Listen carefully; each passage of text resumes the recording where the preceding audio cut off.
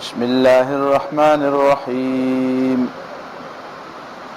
फला तुतिल काफिरीन वजाहिदहुम बिही जिहादन कबीरा वल्लज़ीन जाहदू फीना लनहदियन्नहुम सुबुलना व इन्नल्लाह लमअल मुहसिनीन। इन्नल्लाह अश्तरा मिनल मुअमिनीना अनफुसहुम व अम्वालहुम बिअन्न लहुमुल जन्नह युक़ातिलून फ़ी सबीलिल्लाहि फ़यक़्तुलून व युक़्तलून वअदन अलैहि हक़्क़न फ़ित्तौराति वल इंजीलि वल क़ुरआन वमन औफ़ा बिअहदिही मिनल्लाहि फ़स्तबशिरू बिबैइकुमुल्लज़ी बायअतुम बिहि वज़ालिका हुवल फ़ौज़ुल अज़ीम। नन चिकम आयतुना ज़मूंग द दर्स द पारा मुंतखब दी नो दागे बुनियादी मौजू और मजमून आगा जिहाद फी सबीलिल्लाह। जिहाद और जुहद द खपल वस द हद पूरी कोशिश तवई और द जिहाद पदे माना के बिया द मुकाबले और मफहूम दे च द बल चा प मुकाबला के जद्दोजहद कवल और कोशिश कवल। द देना मुराद अगर कोशिश दे चिकम द एलाए कलिमतुल्लाह द पाराई अगर कोशिश हो अगर जद्दोजहद चदागे बिलवासिता या बराह रास्त असर अगर प एलाए कलिमतुल्लाह प्रियुजियो द अल्लाह दिन गालिब कीगी और द अल्लाह ताला द दुश्मन और द शैतान और द कुफर कलिमा अगर मगलूब की द नफ्स सर जिहादम जिहाद दे सका द अल्लाह रब्बुल आलमीन द दिन द गलबे माना यवाज दाना द द बल चा द पारा नेके आसान शी और गुनाह ग्रान शी बल सोक द शैतान द साजिश ना हो द मकर और फरेब न बचशी बल्कि अवलने माना इदाम द जिस पखपलम द दे न बचशो। लिहाजा जिहाद बिन नफ्स खलको द जिहाद अवलने है सगर जवलिद जिहाद बिन नफ्स नदा पदे वजह न दा च जिहाद बिन नफ्स फ़कत जिहाद दे और द बाकी जिहाद मरहला ब अल राजी चकल द आसमान न ऐलान शी च अलग त खसड़े शवी और तस्बर्ग शवी और तौर से दे नजर उस जिहाद कवा स्ता ईमान मुकम्मल शो दा माना न द माना दादा च जिहाद द दे द पारा कोम च द अल्लाह कलिमा गालिब श और द शैतान कलिमा मगलूब श द अल्लाह द कलिमे द गलबे माना दादा च प दुनिया के द अल्लाह द बंदगे लारे आसानी शी और द अल्लाह न द बगावत लारे ग्रानी शी और खलक द अल्लाह रब्बुल आलमीन बंदगे तरफ तराशी और द दे च के लारे खलको बंदी कड़ी दी नो लारे कुलाव न दा सड़ी द खपल जान द पारा हम जरूरी दे और द नूर खलको द पारा हम जरूरी दे बिया इल्म पदे सिलसिला के दाद जिहाद है सद इमाम इब्न क़य्यिम रहमहुल्लाह पदे के द इल्म दा हुसूलम शामिल करे इल्म हासिल अवल ज़का जिहाद है सद च द इल्म मैदानम द मुकाबले मैदान यवाज हमेशा द पारा द टोपक मैदान द मुकाबले मैदान नहीं द इल्म मैदानम द मुकाबले मैदान दे सूरत फातिहा के जदा पिंज़ बुनियादी मज़ामीन बयानी की पागे कि यो इल्मुल मुखासमा दा मुखासमा मुबाहसा मुनाजरा यहूदियान दा एतराज की और इस्लाम दागे दा जवाब की ईसायान दा एतराज की मुशरिकीन दा एतराज की خود رسول الله صلی الله علیه وسلم سره خلق مباحثه او مناظره کړي د مکی مشرکان هم بحثونه کړي دي ورسره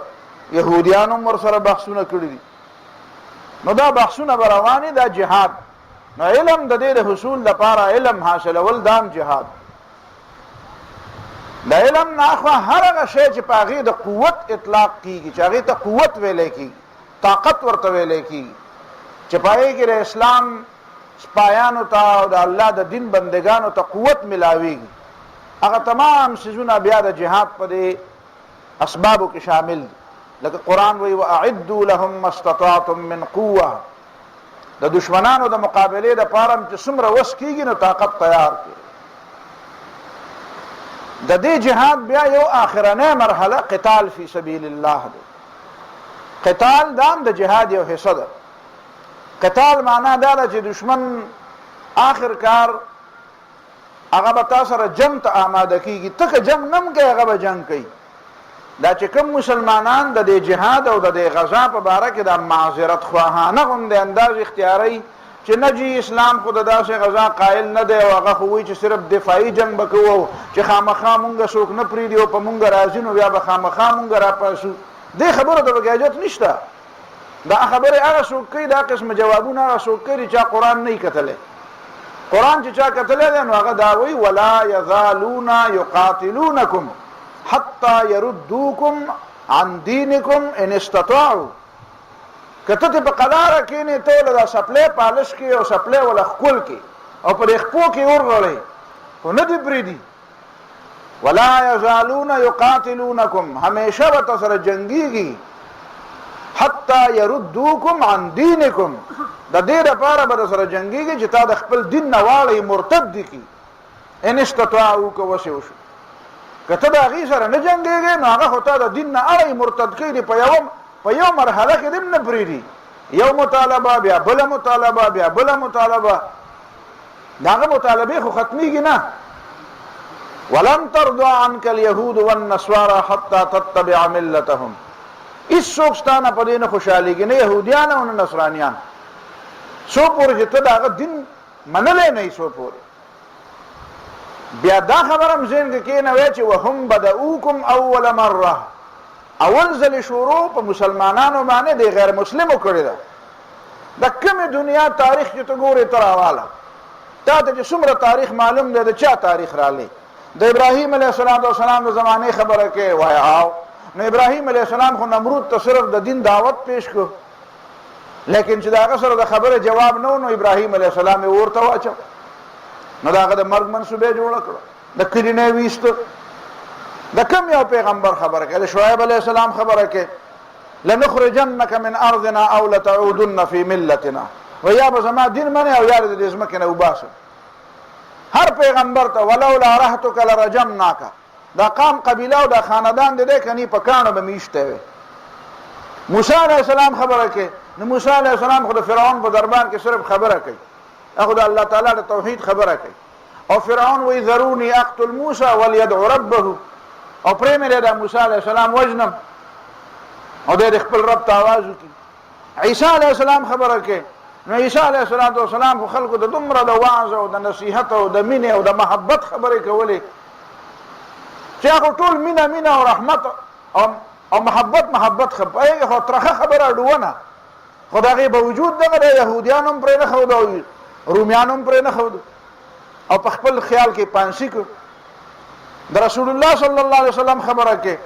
نو نبی علیہ الصلوۃ والسلام په مکه معظمه کې د چا خلاف داسې کاروایی کړي او په چا پسې سړی لیږلیو ابو لهب ډیر زیات تنگ کړي او گاونډي وو چې خپل مرګرو ته ویلې وې چې د ابو لهب کفاره بیګاله راوړې نو ولا به راوړې و کنه به راوړې و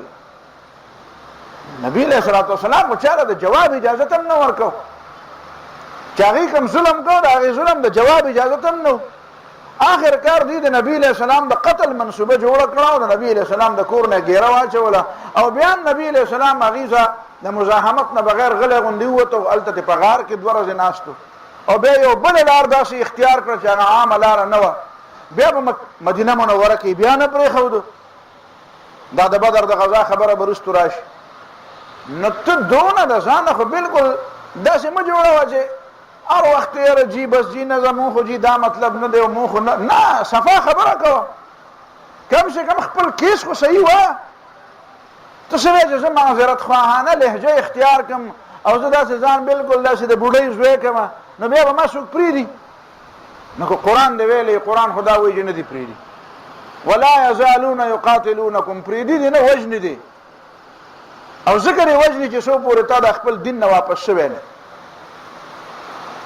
نو دا دوه درې خبرې ذهن کې کېنوي وهم بدؤکم اول مره پاتې شو دا خبره چې خلک په دې باندې دا اعتراض کوي چې اسلام خو د خونریزۍ دین دی وګوره اسلام کې دا د قتال خبرې دي او دا د غزا خبرې دي او دا د جهاد خبرې دي نو ځان ته نه ګوري چې دا ستاسو سره کمې کمې خبرې دي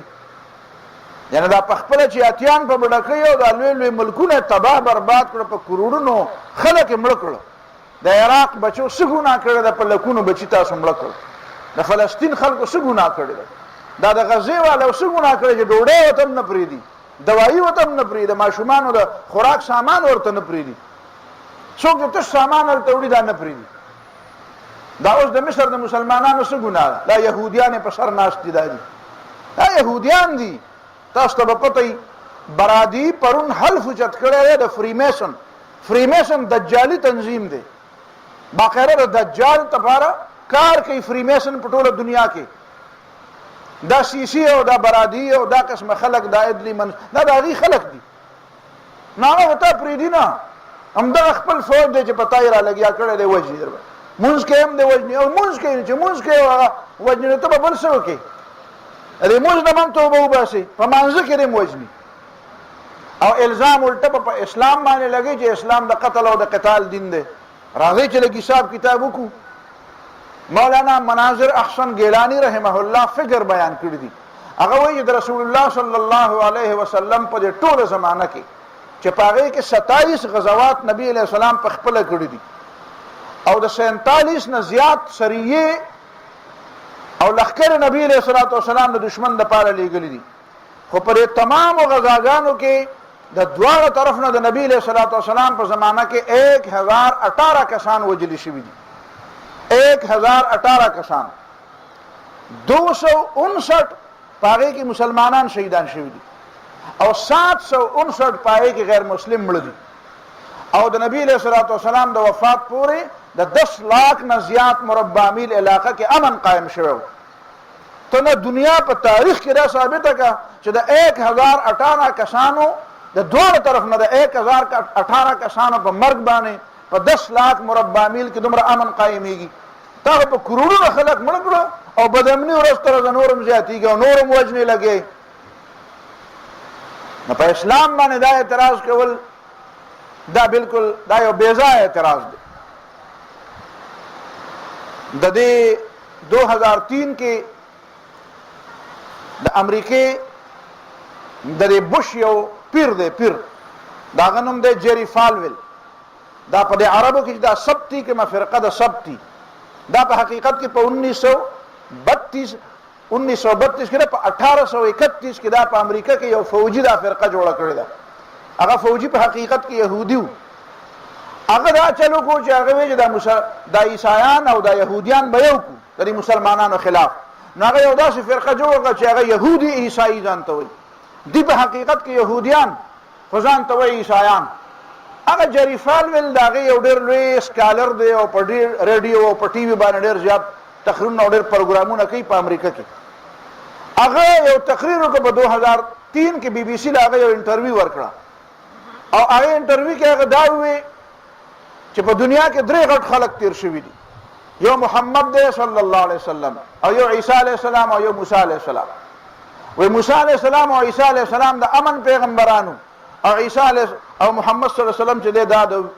دهشتګردۍ او د وینې تویولو د قتل او قتال او د خونریزۍ پیغمبرو د خونریزي کړې ده په دنیا کې ما د هغه نه تپوس وکړو او د هغې یو ډېره اوږده کیسه ده بهر حال خو هغه له اوسه پورې ما له جواب نه دی راکړی ما ته دا تپوس وکړو چې دا نورې خبرې خو به بیا کوو په ایمیل مې دې تپوس وکړو چې دا نورې خبرې به بیا کوو چې موسی علیه السلام محمد صلی الله علیه وسلم د دهشتګردۍ او د بدامنۍ خبره کړې ده که د امن خبره کړې ده خو دا راته ووایه چې ستا د وینا مطابق عیسی علیه السلام خو د امن خبره کړې ده عیسی علیه السلام خو بالکل چا سره جنگ نه دی کړی. نو دا راته ووایه چې عیسی علیه السلام په خپل مرګ مړ دی، نو بیا راته قبر وښیه. که دی ژوندی او اسمان ته ختلی، نو دا صلیب د غاړې نه کوز که، بیا د اسلام خبره او د قرآن خبره ومنه. او که نه دا چا وجلی او پانسي کړی لکه څنګه چې د عیسایانو عقیده ده، نو دا راته ووایه چې د امن دا پیغمبر عیسی علیه السلام چا پانسي کړی دی، او چې د امن پیغمبر پانسي کړی دی، پیغمبر چې ټول دنیا له د امن خبره کړې ده، دا لوی دهشتګرد او ټیرریست دی او که نه دی؟ خو زما د دې خبرې جواب تر اوسه پورې هغه نه دی کړی. او تاسو به حیران شئ، الله تعالی داسې خلک را پیدا کوي په دې برطانیه کې چې د دې خپل چرچ دی، دا د کیتولیک چرچ سره متعلق نه دی، د برطانیې خپل چرچ آف انګلینډ دی. د دې چرچ آف انګلینډ یو سربراه دی روون ویلیام، دا غنوم دی. هغه روون ویلیام په 2008 دسمبر کې هغه یو بیان ورکړ.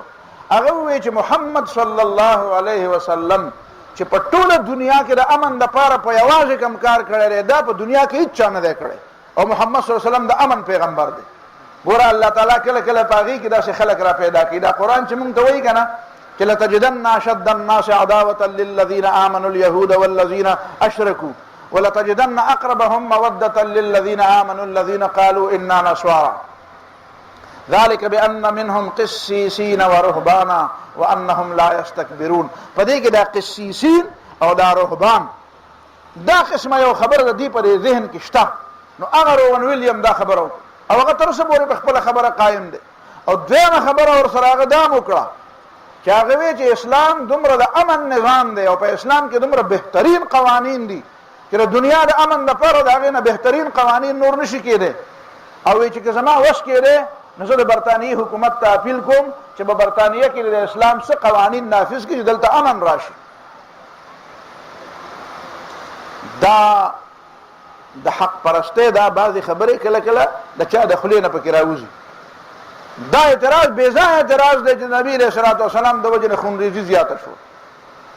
تاسو ته به پته وي یو مثال بل ویم. نبي علیه الصلاة والسلام د جنگ یو مقصد اصول مو او یو مقصد مو، لکه علامه اقبال چې وایي جنگ شاهانه جهان غارت گریست، جنگ مومن سنت پیغمبری است. د دنیا حکمرانان چې جنگونه کوي نو دا لوټماران او ډاکوان دي، دا شوکمار دي، دا د شوکې لپاره جنگونه کوي. او جنگ مومن سنت پیغمبری است، مومن چې جنگ کوي نو دا د پیغمبر علیه الصلاة والسلام سنت تازه کوي. رسول الله صلی الله علیه وسلم چې په کوم عمر کې جنگ شروع کړی دی نو هغه د جنگ دور نه و، هغه د جنگ عمر نه و. 53 کاله کې نبی علیه الصلاة والسلام مدینه منورې ته هجرت وکړ. په 55 کال باندې د بدر غزا وشوه چې د نبی علیه السلام عمر 55 سالو. 55 سال عمر ته چې څوک ورسېږي نو هغه خو بیا آرام کول غواړي. او په دغه وخت کې الله تعالی نبی علیه الصلاة والسلام ته یوځوس میدان ته، او دا جنگونه بیا نبی علیه الصلاة والسلام د هغې نه بعد کړي دي. دا د نبی علیه السلام څه ذاتي خواهش نه و، څه ذاتي شوق نه و. نبی علیه الصلاة والسلام د مخکې نه هم په جنګونو کې ډېرې حصې نه دی اخیستې، معمولي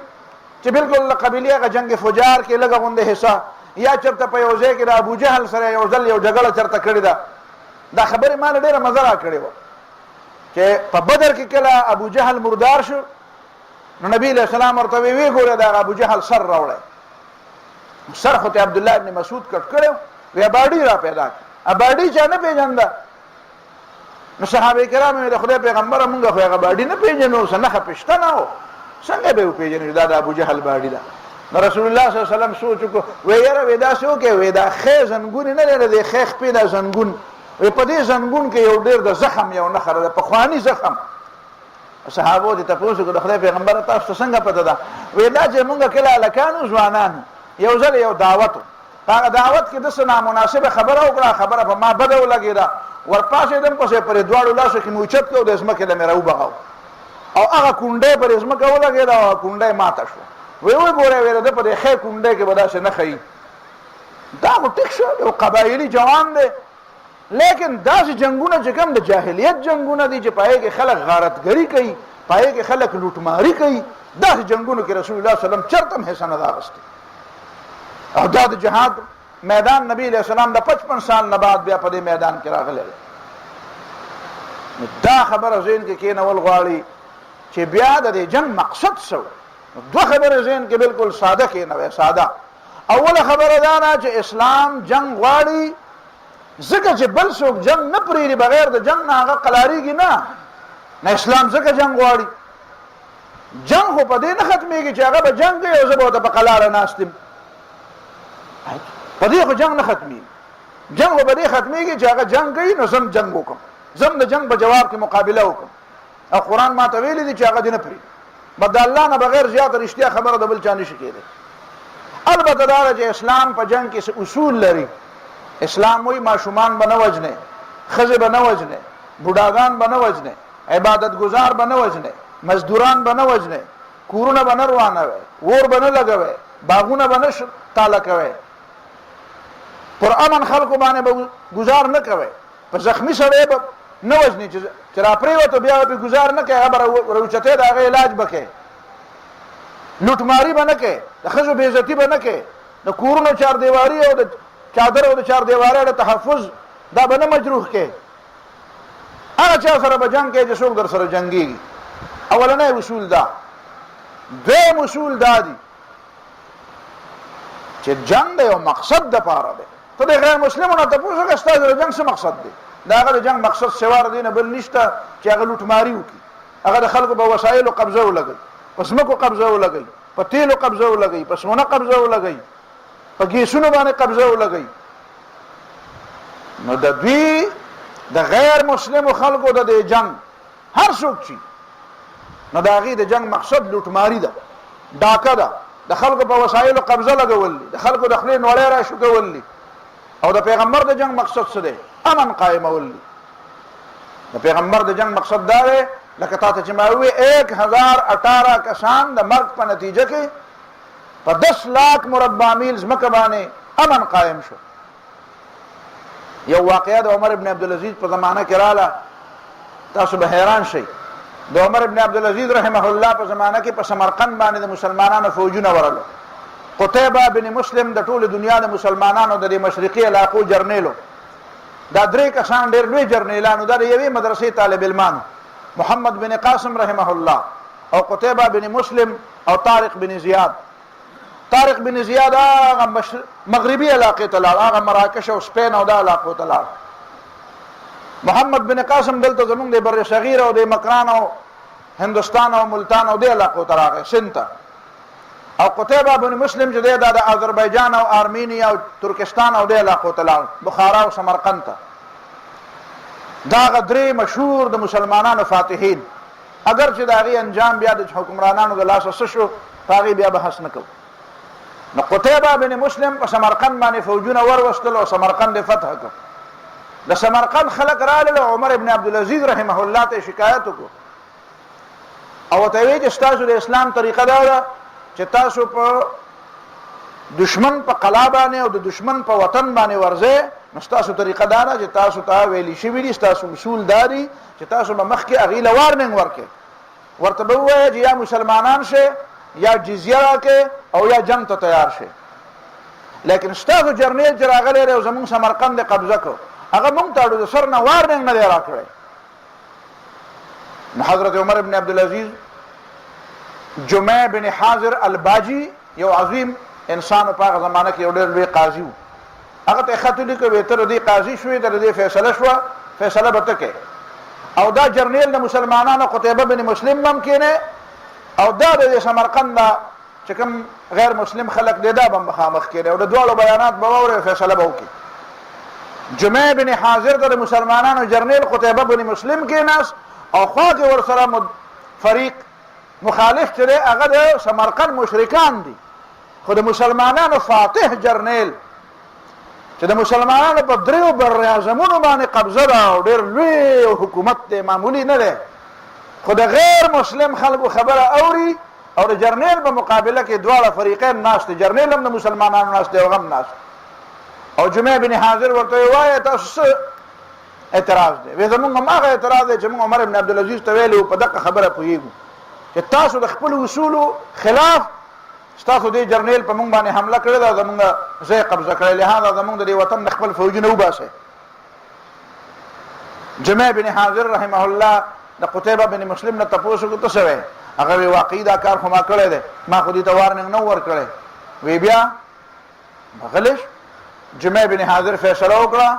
جرنیل ته وی چې قتيبه بن مسلم خپل فوجونه د سمرقند نه روباسه فتح شوی قلاګانې فتح شوی ملک خار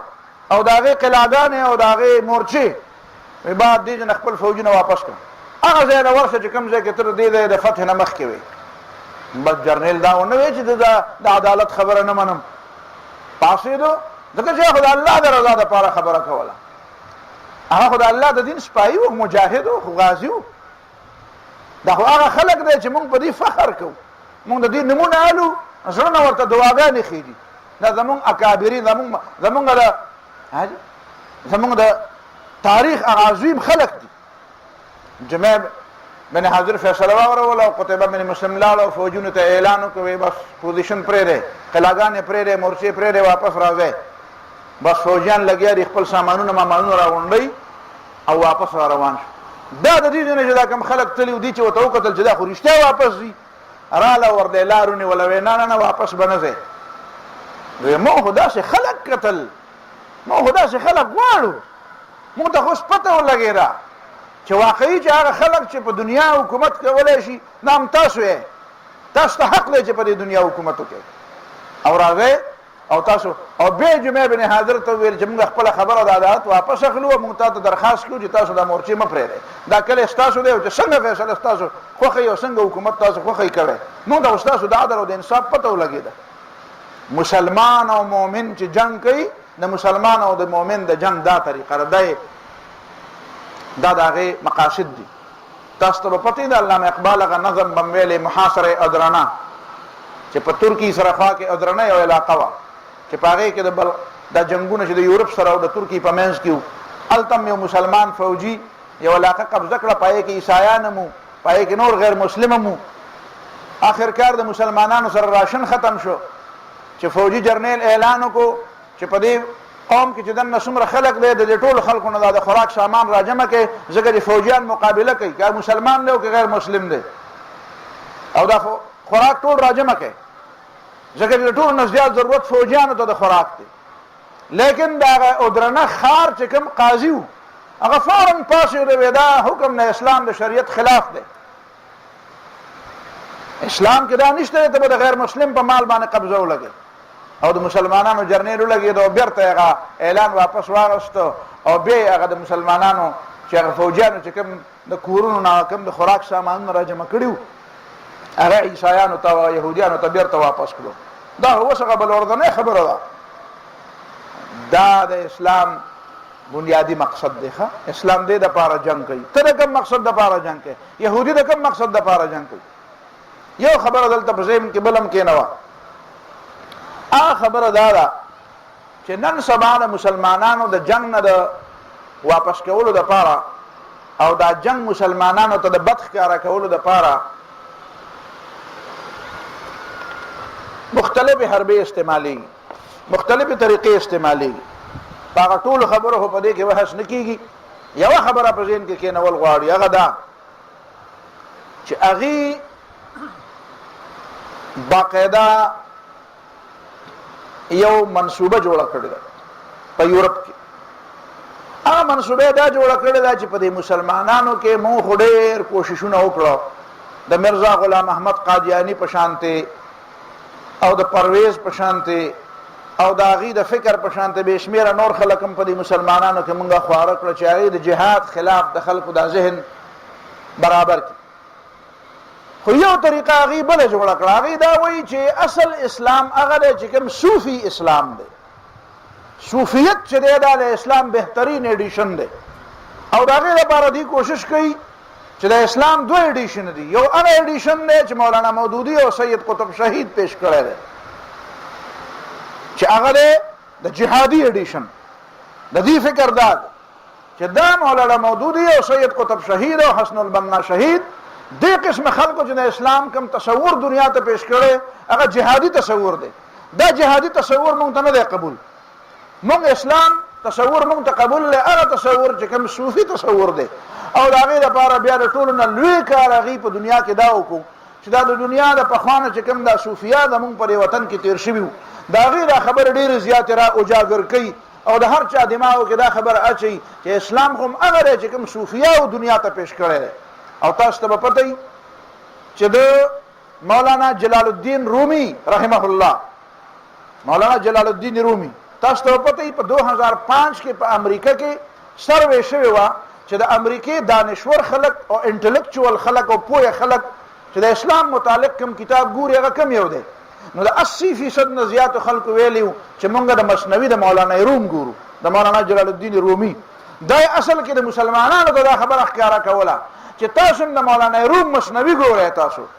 ځکه چې هغه د اسلام صوفي ایډیشن دنیا ته پیش کوي چې پای کې جنگ او جګړې او قتل و قتال او غرب او غروب او حکومتونه اغستل او په فوجونو قبضې لګول او وسلې است دا قصې به کې نه، بس صوفي معنا دارا چې بس ځان له ګوټ کې ناشي او یاره بس د ټولو نه غټې غلطۍ په ما کې دي، که څوک ته وایي دا دنیا خو ټوله په ګمراه یاره جي د ټولو نه غټې غلطۍ په ما کې دي، خدای دې زما اصلاح وکړي چې زما اصلاح نه شي نو زه به د بل چا په اصلاح څه وکړم، بس جي ګوټ ته زور پکار دی. د دې خلکو تصور دار لیکن زه خو په دې باندې حیران یم چې د دې نه ته صرف دا یو تپوس وکړه، یو تپوس چې دا راته ووایه چې د مولانا جلال الدین رومي او د هغه په شان د نورو صوفیاو د دې ماخذ د علم شو د علم نه کوم کتاب نه حاصله. مولانا جلال الدین رومي چې خپل مثنوي لیکلې ده 6666 شعرونه دي د هغې، نو هغه څه دي؟ هست قرآن بر زبان پهلوی مولوی مثنوی معنوی. قرآن تفسیر دی معنوی، مثنوی د قرآن تفسیر دی، نو چې د چا ماخذ قرآني، چې د چا د توجهات و مرکز د الله ذات او د هغې نه بعد د محمد رسول الله صلی الله علیه وسلم سیرتي، نو ته دا څنګه په دو باندې تقسیمې؟ که د مولانا مودودي فکر دی د هغې ماخذ هم قرآن او سنت دی، که د مولانا جلال الدین رومي فکر دی د هغې ماخذ هم قرآن او سنت دی. دا که ته دا یې چې نه صرف واز او نصیحت نه، ما وې دې کې د صوفي مذهب ځان له ایډیشن ته حاجت نشته. هغه مجاهدین دا آیتونه به ته ووایي د مجاهد هم دا کار دی. قرآن پر سورة توبه کې دا وایي چې دا غزا کوي او دا جهاد کوي دا کم خلق دی؟ وایي التائبون العابدون الحامدون السائحون الراکعون. قرآن خو دا دواړه تصورونه یو کوي. تا ته ما هغه بله ورځ ووایي چې دا خبره غلطه ده چې مؤمن او جانباز او مجاهد دی ته وایي چې هغه به په وسعت افلاک کې تکبیر مسلسل وایي او د هغه په مقابله کې صوفي دی ته وایي چې هغه به په سجده پروتي او سبحان الله الحمدلله به وایي. دا دواړه تصورونه د یو بل په مقابله کې نه دي، دا یو تصور دی. دغه مجاهد هغه هم دی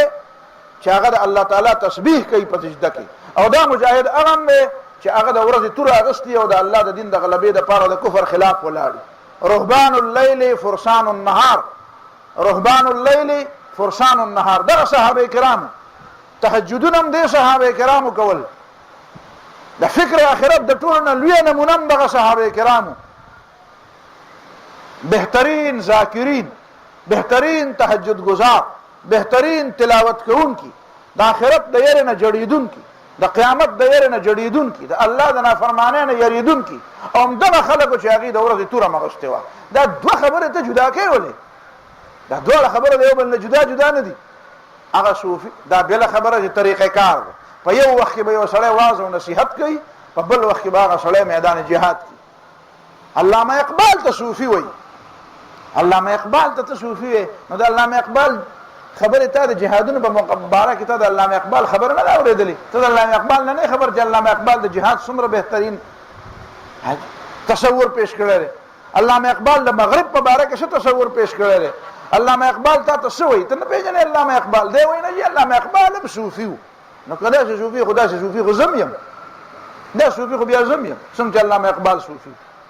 نو دا کوشش دا کوي چې په دې مسلمانانو کې دوه ډلې را پیدا کړي، چې یو ډله داسې چې هغه وایي لکه مونږ صوفیزم طرف ته روان یو، او بله ډله داسې چې هغه صوفي او جهادي. دا دواړه فکرونه دا په حقیقت کې یو فکر دی، د دې ماخذ یو دی، د دې سورس دا یو دی، د دې ذریعه د علم یوه ده. دا دواړه جدا کېږي نه یو بل نه. ماخذ د دواړو د علم قرآن او سنت دی. دا د هغې تصور دی چې د دې طریقه باندې به موږ مسلمانانو کې دا فکر عام کو او د هغې په نتیجه کې به د جهادي فکر نه. لیکن تاسو ګورئ چې الحمدلله کومو خلکو کې چې دا د مصر مسلمانان چې راوتي دي نو څه کوي؟ هلته په هغه تحریر سکوایر کې چې کومه تمرد واله، تمرد څه ته وایي؟ تمرد معنا بغاوت، سرکشي، شیطانت. نو د شیطان جنټان چې راوتي دي نو هغه څه کوي؟ نو تاسو ته پته ده چې کومې زنانه هلته راشي ورله که ناري سره خو ښځې مي هغه خپلې زنانه بې عزته کوي چې کومې وله راغلي د دې سره ملګرتیا ده راغلي. او تاسو ګورئ په میدان رابعه العدویه کې چې کوم مؤمنان او مسلمانان د لکونو په تعداد کې څه کوي؟ منځونه کوي، هغه تلاوتونه کوي، هغه تسبیحات وایي، هغه ذکر کوي. دا جهاد دی حقیقت کې. ته دا څنګه جدا دی؟ ته کوم صوفیه دی؟ ته د صوفي کوم تصور پیش کړي چې قرآن تلاوت کوي او منځونه کوي او تهجدونه کوي، په هره معامله کې خدای یادوي، دغه غټ صوفي ته بل څوک ګوري؟ دا قسمه تصورات مسلمانانو کې نه چلېږي. مسلمانانو داسې دومره هم نه دي چې ته دا د خیال دی چې دا به جوړ هغه ځای نه به وله زه کله نوی پیغمبر راولم او کله وله نوي نوي تصورات به راولم او دا مسلمانان به په دې ګمراه کوم. دغه هغه خبره اوس ختمه شوه. دونه خلکو کې څه شعور را پیدا شوی دی. لہذا دې خبرې نه ګورې ځان بالکل آګاه اوسوی چې دا قسمه خبرې خلک کوي. اوس دې آیاتونو ته غوږ کېږدی. د دې آیاتونو څه خبرې خو مخکې تېرې شوي هم دي، لکه دا اولنی آیت فلا تطع الکافرین. د کافر خبره مه منه، د کافر اطاعت مه کوه.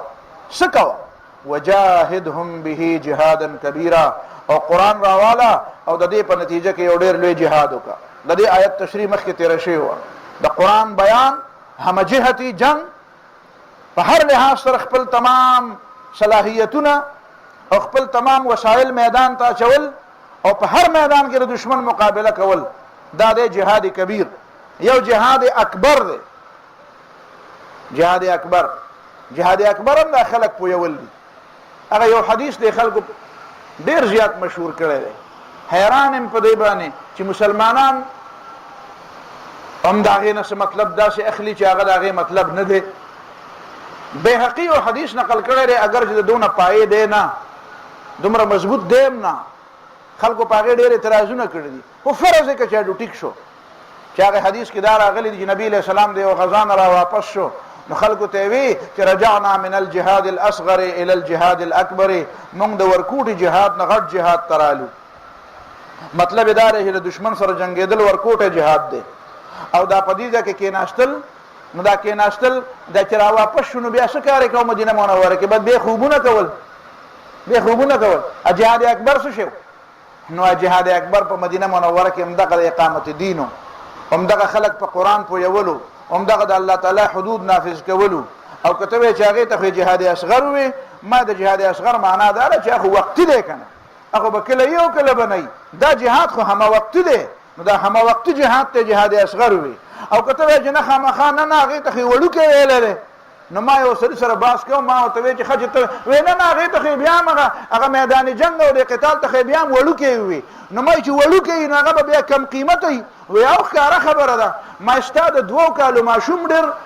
وړوکی دی که نه، او میخه غټه ده. میخه څه ده؟ زه به دله میخه درکړم او د 2 کالو دا ماشوم زوی دی ما له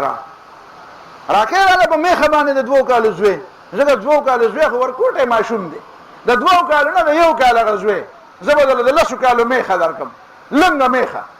نو چې لنګه میخه درکړم ماته غټه ده. نو ته خو وایې چې غټي نو هغه قیمت والی او چې وړوکی قیمت والی نه وي. نو ستا د 1 کال زوی بیا بې قیمته دی او دا میخه تې قیمتي ده. نو راکړې په دې میخه باندې دا زوی که نه. نو ویله پوه شوم اوس. نو پویول د خلکو به کې دا ستا کار دی. وایي دا جهاد اصغر دی. جهاد اصغر دی ته وایي چې وړوکی. کله کله ورکوټی شي خو دا یاره جي چې د 45 لاک روپو جي پي که نه، خو په دې ټیر کې د 10 روپو هوا نه وي نو به چلېږي. نو دا ته څه خبرې کوې؟ او دالې وې د 10 روپو هوا چې په ټیر کې نه وي نو چلېږي. نو 45 لاک روپۍ د منډې وایي که نه چې 10 روپو هوا، نو 10 روپۍ څه ته وایي؟ 50 روپۍ په هوا ډکېږي. دا ستا په دماغو کې چا اچولي دي چې د اکبر او د اصغر دا معنا ده؟ پوهېږې په خبرو باندې؟ وجاهدهم به جهادا کبیرا. او جهاد وکړه د کافرانو خلاف د دې قرآن په ذریعه جهادا کبیرا، ډېر لوی جهاد. بیا چې جهاد کوې نو الله به درته لارې ښیي، ته څنګه لارې وخی ما ورته وی چې زه ته په دې وچه لامبو وهه نو څنګه به لامبو وهې چې 20 کاله په دې وچه باندې لګیا او لاس وخپې وی لامبو به یو ټکی مې زده نه کړي او چې په اوبو کې ورودانګي اوبو ته نو په 10 منټه کې به لامبو زده کړي په اوبو کې به زده کړي نو ته جهاد میدان ته وځه نو بیا به الله تعالی ستا مرسته او مدد کوي والذین جاهدوا فینا او هغه کسان چې هغه جهاد کوي فینا زمونږ د رضا دپاره او زمونږ د دین د اقامت دپاره نو لنهدینهم سبلنا یقینا موږ به هغې ته وښایو خپلې لارې یعنې لارې به ورته اسانې کړو طریقې به ورته اسانې کړو موږ به ورته داسې ګوټونه او داسې چلونه وښایو چې په دشمن باندې به هغه غالب راشي د الله رضا به ورته میلاو شي وان الله لمع المحسنین او یقینا الله تعالی د داسې خلکو ملګری دی چې هغه مجاهدینی ګوره د محسنین ترجمه ما څه وکړه مجاهدین ته به دا ترجمه د ځانه وکړه مې دا امام ابن جوزی کړې ده ترجمه امام ابن جوزی بغدادي د دې ځای کې د محسنین ترجمه دا کړې ده وان الله لمع المحسنین والله د مجاهدین ملګری دی ان الله اشترى من المؤمنين انفسهم واموالهم بان لهم الجنه دا اوس ګور الله تعالی تا ته وایي چې دا ستا د ځان چې تا ایمان او د کلمې اعتراف دی وکړو نو بیا خو دا ځان ستا ځان نشو دا خو تا په ما باندې را خرڅ کړ نو چې زه درته اوس وایم چې څنګه کوه نو داسې به کوې اوس یو شی چې ته په چا خرڅ کړې نو بیا د هغه اختیار دی چې هغه پکې څه کوي نو هغه به کوي او چې ته یو شی یو ځل په یو خرڅې او بیا دوباره په بل چا خرڅې او بیا دوباره په بل چا خرڅې او چې په چا دې خرڅ کړی هغه ته وایي دا مال راکړه او ته وایې نه زه خو په دې دا کار کوم ګاډی دې په بل سړي خرڅ کړی او هغه ته وایي دا چابي راکړه او ته وایې نه زه ما خو لاهور ته ځم ما خو پکې کار دی نو څنګه پکې ستا دا خو تا خرڅ کړی اوس چې تا ایمان راوړو نو تا خپل ځان په الله خرڅ کړ اوس چې الله باندې ځان خرڅ کړو چې الله راته څنګه وایي نو اوس هغسې به عمل کوي په خپل وجود نو هغه څه دی نو هغه دا دی چې الله تعالی وایي ان الله اشترى من المؤمنین انفسهم واموالهم بېشکه الله تعالی واغسته د مؤمنانو نه د هغې ځانونه او د هغې مالونه بان لهم الجنه د دې په بدل کې به دوی له جنت ورکوي او دوی به په دې مالونو او ځانونو څه کوي نو یقاتلون فی سبیل الله دوی به جنګېږي د الله د دین د غلبې دپاره د مسلمان سره به نه جنګېږي د مسلمان سره جنګېدل خو کفر دی چا سره به جنګېږي ولې یهودیان نه پېژنې د اتي په غوږ کې ودې ولې امریکایان نه ولې دا هندوان نه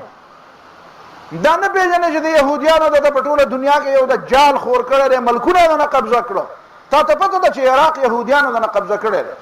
افغانستان یې درنه قبضه کړی دی شام یې درنه دا دی قبضه کړه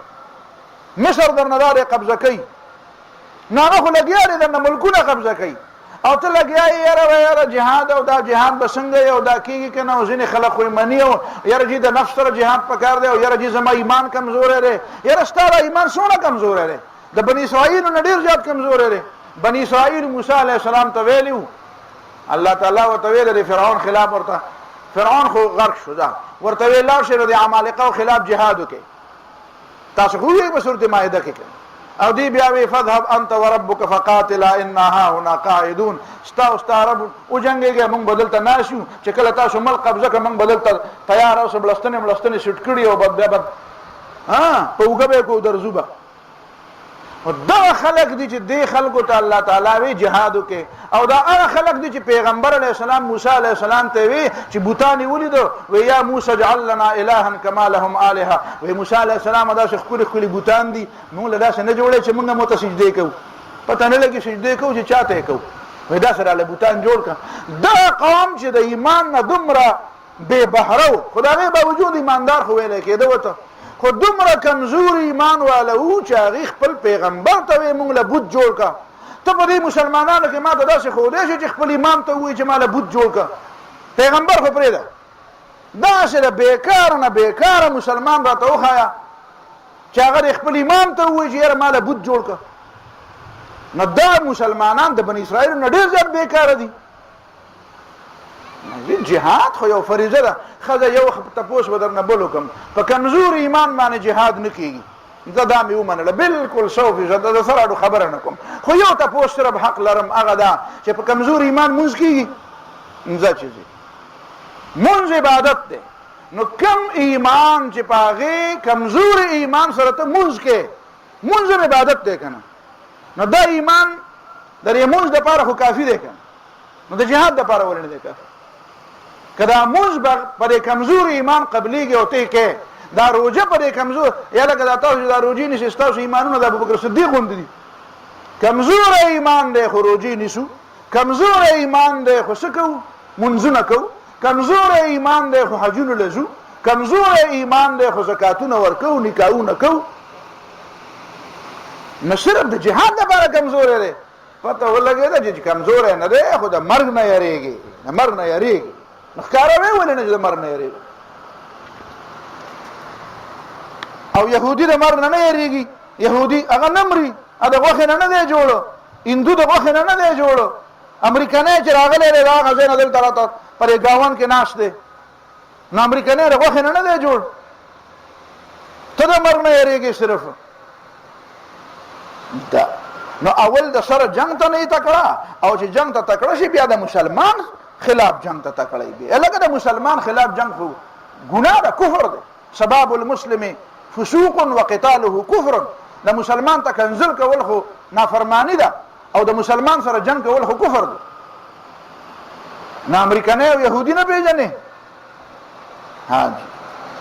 دا مطلب شو. نو فیقتلون یقاتلون فی سبیل الله، جنگی کې ودا الله د دین د غلبې د پاره. فیقتلون نو دا کافران به وجنی، و یقتلون او دی به وجلې کی. او چې کافران ملکی نو چرته بشي جهنم لا. نو دا جهنم خو بم ډکول غواړي کنه. ها هغه به وګه پرې خو نه غواړي، پرې د جډک شي کنه. او کته چې دا ولې زین ما ته چې دا ما ته چې کافر شسه خو مسلمان دي شي کنه. تاسو ته ما د خپل استاد خبره کړې و وی خې شی او کې نه نو ودی وای کلمه کنه چا باندې کړه. فيقتلون ويقتلون وعدا عليه حقا في التوراة والانجيل والقرآن. دا وعده د الله باندې ثابت، الله په ځان منل د تورات او په انجیل او په قرآن کې. ومن اوفى بعهده من الله، او څوک دې زیات پوره کوونکی د خپل وعده د الله تعالی نه نشته. فاستبشروا ببيعكم الذي بايعتم به، خوشاله شي پاغه سودا چې تاسو د الله سره وکړه. وذلك هو الفوز العظيم، او دا د ډېر لوی کامیابی. اوس د مجاهدینو صفت د تکي چې تابع څوک په دې دوکه نه کی چې مجاهد جدا شعر او صوفي جدا شعر. نه نه، د ټولو نلوي صوفي دا مجاهد دی، او د ټولو نلوي مجاهد دا صوفي دی. دا تصوف خدای خبر کومه معنا جوړه کړې ده په دماغو کې. اوس قرآن د مجاهدین صفت کې چې مجاهدین څوک دي؟ وی مجاهدین هغه دي التائبون چې بار بار توبې وباسي. دا معنی نه ده چې غلطي به د مجاهد نه کیږي. یاره چې مجاهد لکه غخ پکې دا لا ځان ته غازی، دا لا مجاهد دی. یا لکه هم مجاهد دی نو سه جبرئیل علیه السلام خو نه دی، او غلطی ته وشوه نو توبه به وباسي کنه. التائبون دا نه دی ویلي چې غازیان دې ته وایي چې داغه نه غلطي نه کیږي، ونه غلطي به کیږي خو توبه به وباسي. دا مجاهدین او غازیان هغه کسان دي. دا د غازیانو صفاتونه زده کوي چې بیا د څوک نه وایي. العابدون مسلسل د الله تعالی عبادت کوي، عبادت گزار. نو عبادت گزار صوفی عبادت گزار ته وای کنه، مدغه عبادت گزار دغه مجاهد دی کنه. الحامدون د الله تعالی حمد بیانوي، سبحان الله الحمدلله. ته سبحان الله الحمدلله ویل پکار دی. ما یو کنه دا غازی سبحان الله الحمدلله وای کنه. غازی دغه ته وای سبحان الله الحمدلله بوي، الله اکبر بوي. دا غازی چې الله اکبر وای، والله اکبر نه ته خبره، الله اکبر ذکر نه دی. نو غازی په دې غزا په دې میدان کې الله اکبر وای. دا الحامدون دا الله تعالی حمد بیانای. السائحون گرزیدون کی دا الله تعالی پر دنیا کې دا الله د دین د غلبې د پاره. دا نه د زما په کلی راشي نو الله بغزا کوم. فلسطین هم زما کله ره، کشمیر هم زما کله ره، افغانستان هم زما کله ره، عراق هم زما ده، بوسنیا هم زما ده، عراقان هم زما ده. ټول دنیا هر ملک ماس کې ملک خدای ماس چې زما د خدای دنیا را ټول زما ده. هر ځای السائحون چې کوم ځای کې وس کیږي هغه ځای غزا ته ځان تیاروا. او زه خو تاسو صفا خبره دا کوم چې ډیر لږ وخت دی، بالکل میدان تیار دی. تاسو ګوره د يهوديانو په نسبت باندې خو د دجال لپاره بالکل هغه میدان تیار کړي. خو مسلمان کاکا لا بل مسلمان کاکا وته وی الله للو للو الله شود شوی سملا ودشه یهودیان فرشته خفته و دیو در کرشمه او ناز است بسوخت عقل ز حیرت که ایجب العجبی است چې د فرشتو ملګري ځان ته وایي هغه اوده دي او دیو او لیوه او شیطان او ابلیس در کرشمه او ناز است هغه په میدان کې غوردان کې وایي. علامہ اقبال وہی حضور حق میں اسرافیل نے میری شکایت کی یہ بندہ حشر سے پہلے نہ کر دے حشر کو برپا. وہ اسرافیل علیہ السلام زما شکایت وکړه دا دې چې کوم شعرونه وایي دا خو دا قوم را پاسي بالکل دا خو مړي را پاسي پر مسلمانانو کې د ایمان او د جهاد یو جذبه را پیدا کوي. وہ اسرافیل علیہ السلام وایي دا خو زما ذمہ داری ده دا خو دا قیامت جوړي. وہ ندا آئی کہ آشوبی قیامت سے یہ کیا کم ہے گرفتہ چینیا احرام و مکی خفتہ در بطحا. وہ آواز اترا ہے جو ولدا سے قیامت نہ کم خبر ہے کہ گرفتہ چینیا احرام د خدای دشمنان خو راغلي دي حرم یې نه نیولې دي او مکی خفتہ در بطحا او چې د مکی د حفاظت داویدار ځان ته وایي نو هغه چېرته کې خور په کال کې اوده دی دا اوده کېدل نو ته اوده او يهودي لګیا دی هغه په ټوله دنیا باندې دا خوب ویني او یو ملک د نالي او قبضه کوي یو ملک لري او قبضه کوي. الصائحون دا ټوله دنیا د خدای رچ سو پورې دي ته ټوله دنیا ته خپل نه ویلي نو هغه پورې ته څنګه مقابله کوي يهوديان. الصائحون الراکعون الساجدون رکوع کوونکي دي او سجده کوونکي دي منځونه کوي. مجاهد دې ته نه وایي چې منځ به ورته معافي مجاهد ته منځ نه دی ما په میدان جهاد کې دا ورسره شته چې په جهاد کې د مانځو دپاره د جهاد دپاره په مانځه کې ترمیم وشو. تاسو ته پته ده سورة نساء هم ویلی ده سورة نساء خو ښځو له هم ویل پکار دي مړه سړو خو پکار ده چې خامخا ویلی وی نو هغه سړی هم لا څنګه مسلمان په یو آیت کې د سورة نساء 4 ځله د وصلې ذکر راغلی دی او دا د وصلې ذکر چې په یو آیت کې 4 ځله راغلی دی دا آیت په کوم صورت کې دی دا په سورة نساء کې دی. نو ته خو ځان ته سړی وی په هغې کې دا دی چې هغه پیغمبر علیہ الصلوۃ والسلام ته وایي چې واذا كنت فيهم فاقمت لهم الصلاه چې ته پکې موجود یې او مونځ ولکې نو تا پسې به یو څه ودرېږي او باقي به دشمن ته ودرېږي او بیا به هغه راشي او بیا به دلته یو رکعت وکړي او د هغه ځای نه به دلته راځي او د دې ځای نه به هلته ځي او یو رکعت به کوي او مونځ به یې نه ماتېږي. ولې ځکه د میدان غزا مو د جهاد میدان دی نو په جهاد کې ترمیم ونه کړو او په مانځه کې ترمیم وکړو. مونځ ډېره هم عبادت دی خو د جهاد دپاره په مانځه کې راتلل ولا جایز کړو. وان خفتم فرجالا او رکبانا سورة بقره وایه فان خفتم که د دشمن په مقابله کې په میدان کې یره زیات وي او مونځ کې نو فرجالا او رکبانا که په سورې نو مونځ کوه او که پیاده روان نو جنګ هم کوه مونځ هم کوه او چې بیا بالکل نه کېږي نو څنګه چې په خندق کې د رسول الله صلی الله علیه وسلم نه قضا شوی بیا به نه قضا شي. ما په یو ځای کې دا حدیث وایو زموږ خپل رشته داران دي دا وایي په ځای کې چې نبی علیه الصلاة والسلام نه په خندق کې منځونه قضا شوي وو او بیا د هغې نه بعد خیرې وکړې وی ملأ الله بیوتهم نارا شغلوني عن الصلاة الوسطى خدای د دې کافرانو دا کورونه د اور نه ډک کړي دې د بهترینو منځونو نه محرومه کړم. نو زما یو نږدې رشته دار ما ته وی مړه وی دا به دې پکې نه ویلی مې ولې وی خلک به وایي چې ګوره د پیغمبر نه مونځ قضا شوی دی نه مې خود ته ما قضا شوی دی چې پیغمبر علیه السلام په بخاري کې دا حدیث دی نو ولې چې قضا شوی ودو ولې چې قضا شوی دی ډوډۍ نعوذ بالله ډېره خوړلې وه نو بیا مانځه ته ډډې نه لګېدې ستا خو ستا نه خو په دې مونځ قضا کېږي نه نبی علیه الصلاة والسلام میدان جهاد کې و نو ما اصل خبره دا ده چې ستا پکې دا بله خبره نه ده خوښه حاجی چې ته وایې چې په دې جهاد کې دا بله دې پکې نه ده خوښه چې ښه پیغمبر علیه السلام له کافرو ته خیرې مو کړي نو ما خیرې خو ته خود کړي دي نو خیرې تبت یدا ابي لهب تبت یدا ابي لهب ابو لهب تباه شو دا خیرې دي که دوا ده که دا دوایي چې بیا یو بل تکو نو ابو لهب ته چې خیرې ونه کړي خو ختم نه کېږي یا لکه په روژه کې به ختم کړې که نه چې سورې اللهب پکې ونه وی نو ختم به وشي نو تبت یدا ابي لهب نو دې څه معنا ده چې تبت یدا ابي لهب ابو لهب ته د خدای هدایت وکړي دا معنا ده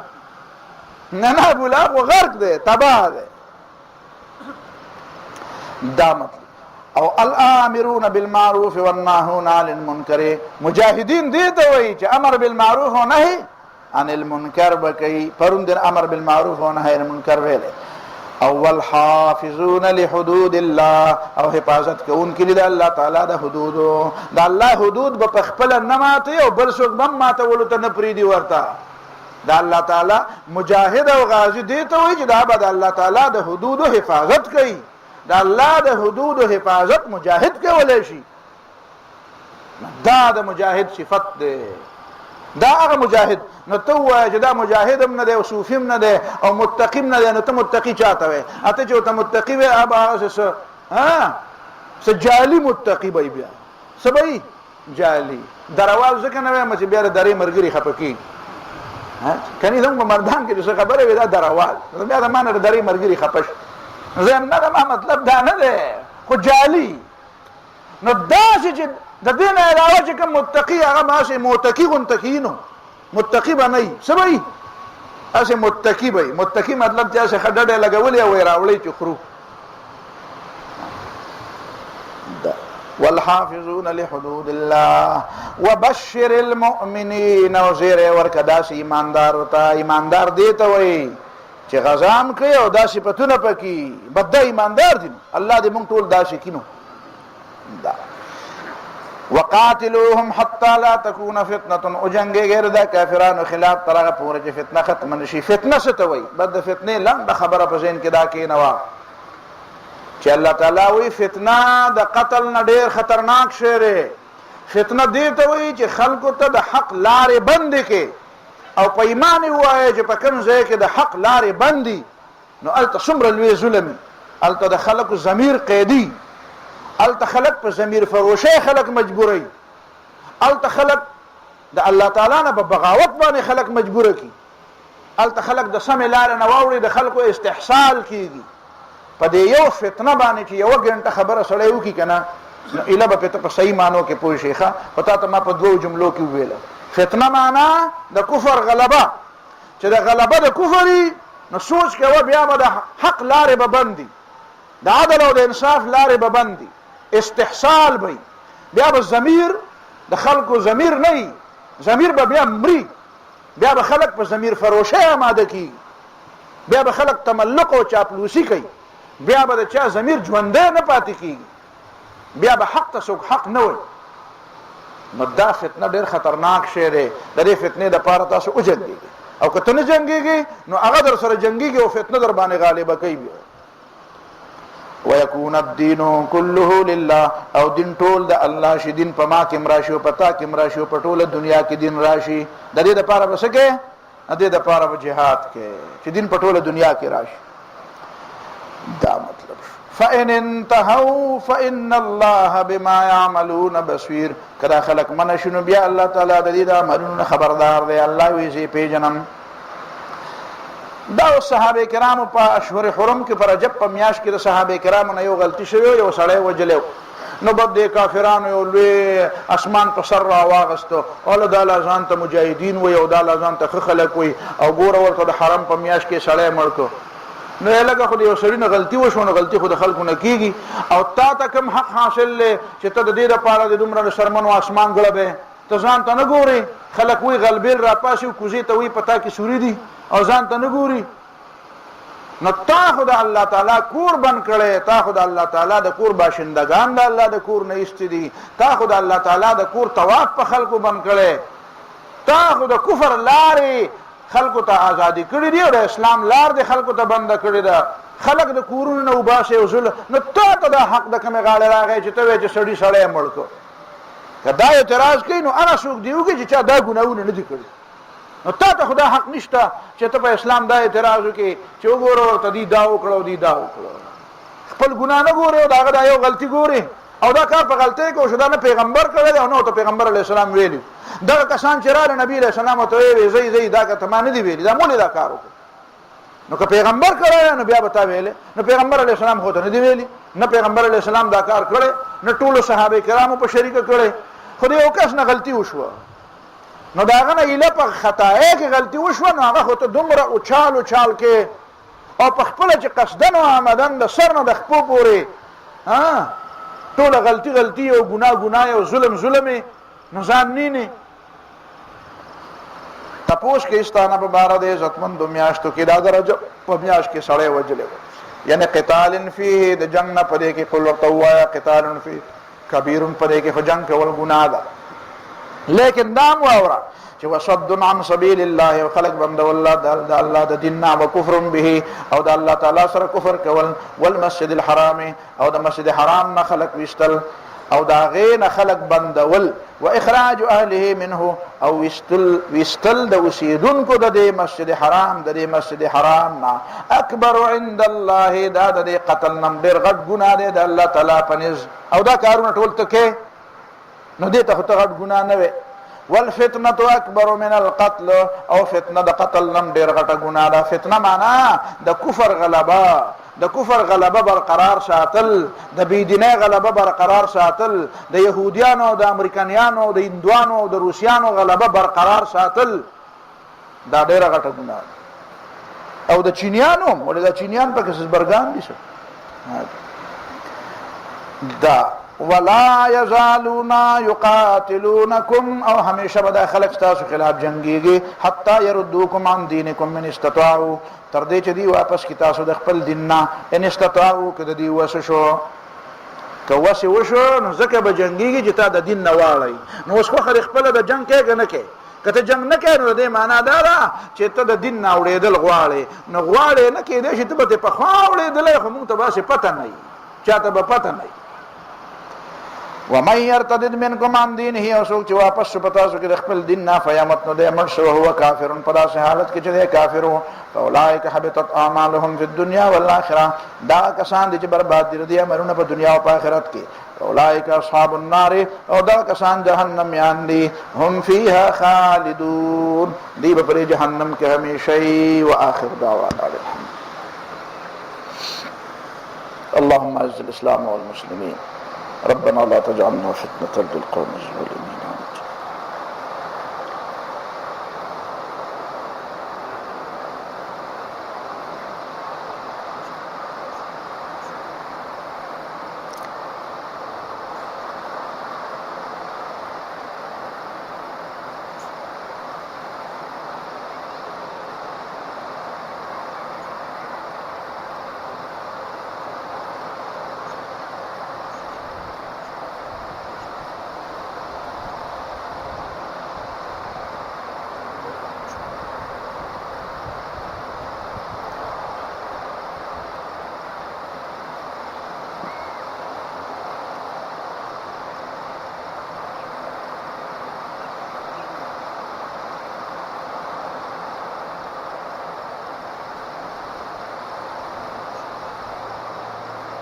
صلى الله تعالى عليه